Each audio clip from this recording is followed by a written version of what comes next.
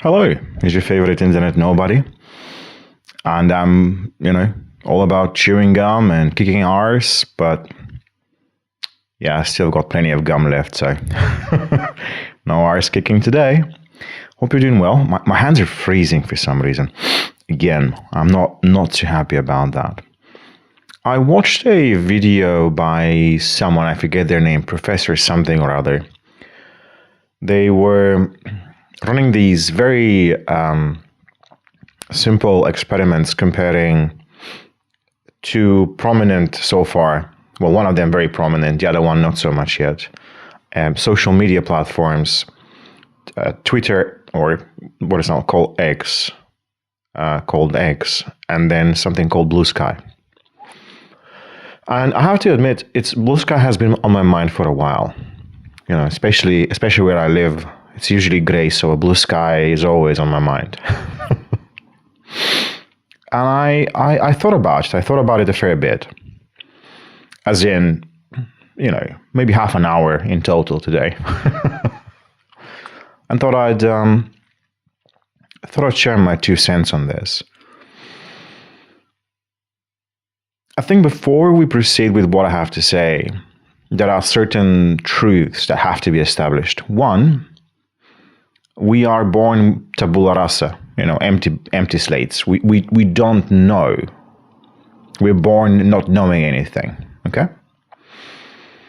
And we are born into a world where we won't know everything. It's very likely that by the time most of us expire or cross this veil of tears, or, die, or kick the bucket, and so on and so forth. We will leave pretty much not knowing a bunch of stuff. A lot of stuff. A lot of stuff will remain unanswered. A lot of stuff will remain unknown and unknowable.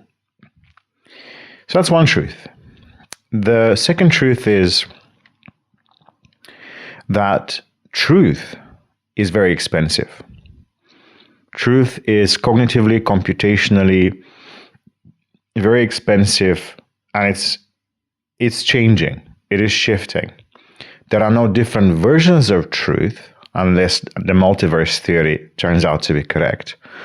We have a set of truths that apply to this universe, to this reality, and they're very expensive. It's very expensive to get to know the things we know. And if you don't believe me, look at places like Afghanistan or Egypt before this new and extreme orthodox version of Islam took hold. You will see. You'll see what I mean. How you can, and we think societies are resilient, and you think places, go far back in history as far as you want. There was a time, even in Europe, when people were so behind on everything. So behind. You'd think after Greek, after the Greek culture and history and philosophy, after Rome and so many other kingdoms and so much knowledge, you'd think we would just be progressing, just keep progressing from there. We did not. I think the whole continent was under a lot of pressure from extreme religious beliefs that set the whole thing back. And it was the Middle East that kept up some of the information. They copied the Greek texts, they studied the maths and the philosophy and everything. And this is how we managed to salvage some of it. We could have lost it, and now it's happening in countries around the world. It's kind of swapping around. So yes, truth is very expensive to maintain, and can be easily smothered, can be easily flooded, suffocated, pushed back. And the third truth is, in general in life, things apply differently to different circumstances, to people with different circumstances. So these are the three basic truths, the basic fundamentals that I approach this conversation with or from, and now my feelings on it. So how I use the internet has changed, has evolved significantly over the last 30 years. Initially, it was a curious thing, a terra incognita. I was stuck in a small town and I felt like I needed to get out. I felt like I needed to be out there. There is more to life than just a small community, which in hindsight now, in some ways I regret not being a part of, because I could have had an ignorant, but maybe slightly happier life. And then over time, it became sort of the means for me to connect with people. I was too shy, still am, too awkward, too out there, and I didn't know how to approach these things. I didn't know how to approach dating. I didn't know how to approach. I didn't care about studying in school, to be honest. I loved games. I loved whatever internet had to serve us. And yeah, it was easier to communicate with people because we communicated on my terms. Behind a screen. We didn't need a camera because back then that was expensive to run over the internet. So it's just chat. And I was free to type to my heart's content. I was free to talk about myself and about fiction, about anything. And it helped me. It helped me where confidence was lacking. But then fast forward to my 20s, and I started feeling like I was imprisoned by this. I started feeling like there is more to life, and that I'm no longer getting the same dopamine kick out of using the internet and out of trying to talk to people over the internet and trying to start relationships over the internet. That was just not my thing. Or just stop having that same feeling to it. And these days, I use the internet the way it's meant to be used, as a tool. It is a tool. It is a tool to do work. It's a tool to check information. It's a tool to get my music and entertainment, but it's a tool. I use it for these disparate things. And I don't try and think about anything else. I try not to invest too much into it. I mean, I'm already giving it my time and attention. I don't know if I can give it more. But there was a time when this meant a lot more to me than it does now. Let's put it that way. So my relationship with social media has also evolved over time. I think initially I had social media because that's how I kept in touch with my girlfriends and kept in touch with colleagues and friends and family. And over time, my social media accounts became something of a diary. Even this channel is something of a journal, if you will, or just one more way for me to talk about me and the things that matter to me on my own terms, keeping things as real as I possibly can.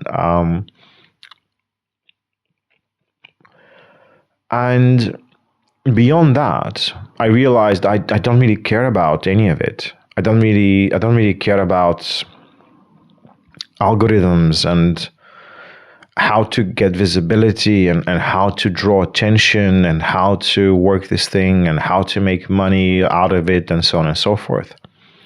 I just completely stopped thinking about that. It was an obsession of mine in 2010, 2012.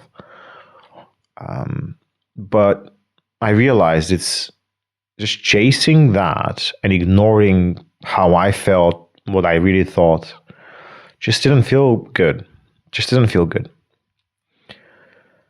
And Twitter is no exception.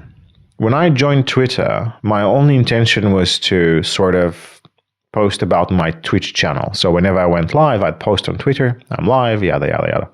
It never got any engagement. The most followers I had using my first account ever was around 350 something. And the reason for that was during the time of Doom's release, the one before Doom Eternal, so the first Doom, the first new Doom, I had a screenshot of a fist, of the fist of the Marine guy, of the Doom guy, charging up. And I referred to Doom as a sort of ballet of brutality, because that's how I felt about it. I felt very poetic about it. And yeah, I think id picked it up and a bunch of other people picked it up and it blew up. It had like a lot of engagement on it. I mean, a lot. And it just ramped up all of my stats. And then I was never able to replicate that again. So I noticed that regardless of what else I posted about, my blog, my Twitch, my feelings about stuff, I'd get hardly any engagement. And that was before Elon Musk decided to buy this platform. And yeah, I was like, oh, okay, whatever. I'll just close my account, stop bothering with it. It's taking time. A lot of the stuff that was easy to connect to Twitch for various automations became more difficult. Now it's even worse. I was like, you know what? This is just not worth my time. So I deleted it. I did the same thing with my first YouTube channel, which had about 2,500 subscribers. Deleted that as well. And then I returned to Twitter sometime later. Again, in the capacity of this online personality of mine, Mr. Brightside. And I thought, you know what? It doesn't matter what I get and how I get it. It doesn't matter. It doesn't matter if people follow, like, share. I don't care about it anymore. I should just kind of create this environment, create this microcosm, this personal space of things I'm interested in, and try and seek people, artists, creators, voices, and just curate my own little experience. And for the longest time, it did. I got into this rabbit hole of various Japanese artists, looking at paintings, photographs, again, a bunch of music. And I was perfectly content with that. My Twitter feed was literally just that, just beautiful photos and art. A lot of Japanese, which I know basics. I don't speak the language or read it very well, if at all. But yeah, I was perfectly happy with it. Perfectly happy with Twitter. Perfectly happy with what was happening. I did not at all care about any political stuff on it. I did not care about anything else but pure, art, games, and that. And that's how I wanted it to be. And then Musk comes in and spends a bunch of money. Suddenly Twitter becomes even more in your face. It's not just around, banning of Trump the first time and then some other issues, but then elections and, and as soon as that sewage started seeping in, I was like, oh, I don't want this. It doesn't matter what I want. It actually doesn't matter. What I want, what I care about, matters none. And that's fine. But it's not fine to me. So, yeah. Musk bought Twitter, renamed it to X. And most of the things didn't change for me. I didn't really, because I've already kind of shaped things for myself in a way that I would mostly see the stuff I wanted to see. I didn't really care about it. But at some point, I was like, okay, but yeah, this guy's going off the wrong track. What is to me wrong track, How can I judge somebody who makes more than I do, has a bunch of family, a bunch of children, a bunch of divorces, a bunch of everything? I can't compare to that at all. But what I'm saying is, in my eyes, as somebody who has a moral compass of some kind, I did not like what he was. I don't know, the more Musk got in your face, the less I liked of him. It's just how it is. What was it? Don't meet your heroes if you can help it. And I was like, no, yeah, I don't really want to see the guy. I don't want to hear his opinions about stuff. I don't really care that he spent a bunch of billions. I don't really care because that's his life. He has to live with all of that. It's not my thing to deal with. It's, live and let live in a way. But this was just a personal choice where I sat there and thought about it. Okay, clearly he bought a platform to, even if we exclude the weaponizing of things, the idea that free speech means free of thinking is wrong. It doesn't work. If you say everybody has a right to say whatever they want to say, they equally have a right and also a responsibility to think. The people sharing things have to think before they say them. It's just the way it is. I was like, yeah, no, this isn't going to work because it's never worked. It's never worked on Facebook. It's never worked on YouTube. So many people died. So many people got hurt. So many places around the world got into so much trouble because you get mob mentality using social media. It's unavoidable.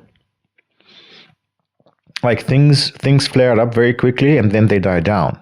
In the past, to get a riot going, it took a lot of organization. It took logistics to get a bunch of people out on the streets.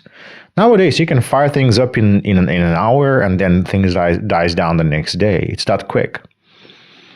But the repercussions are severe. They can be very harsh.